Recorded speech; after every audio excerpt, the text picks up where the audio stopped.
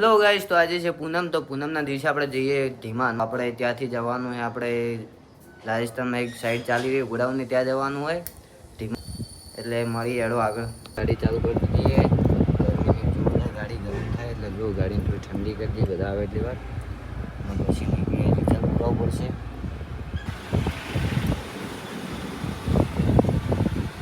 Finally આપણે ઢીમા પહોંચી ગયા.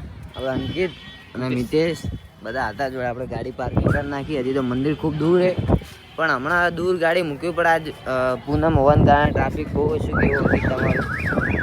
બસ ટ્રાફિકના મજા લો, એના કરતાં ગરમીના વધારે મજા. ગરમી જોરદાર અને ટ્રાફિક બહુ, એટલે હવે હેડતા જવું પડશે. ગાડી અહીંયા મૂકી દીધી અને હવે જઈએ હેડો મંદિરમાં હેડતા. કહેવાય છે કે આ મંદિર લગભગ 600 વર્ષથી પણ વધુ પ્રાચીન છે. અહીં ભગવાન ધરણીધરનું અનોખું સ્વરૂપ બિરાજમાન છે. સ્થાનિક માન્યતા મુજબ આ સ્થાન પહેલા ભગવાન વરાહ સાથે જોડાયેલું હતું અને બાદમાં ધરણીધર ભગવાનની મૂર્તિ ચમત્કારી રીતે અહીં સ્થાપિત થઈ હતી.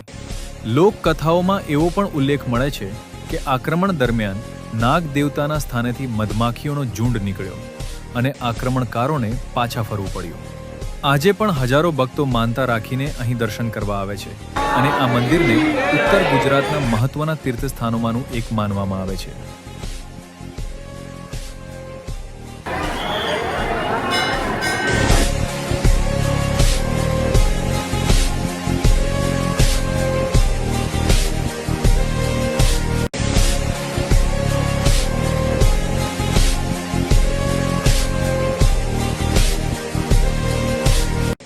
ધીમા ગામમાં આવેલું નાગદાદાનું મંદિર ઉત્તર ગુજરાતના પ્રસિદ્ધ ધાર્મિક સ્થળોમાંનું એક છે.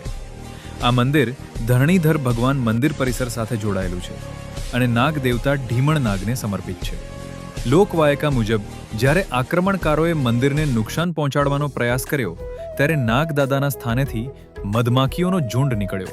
મંદિર દર્શન કરીને આવી ગયા રિટર્ન. અંકિતને બધા દર્શન થઈ ગયા. તો હવે જઈએ ગાડી બાજુ. હજી આગળ આપણે કામ ચાલુ છે જવાનું હોય. પબ્લિક બહુ ટ્રાફિક આજ પૂનમના કારણે જો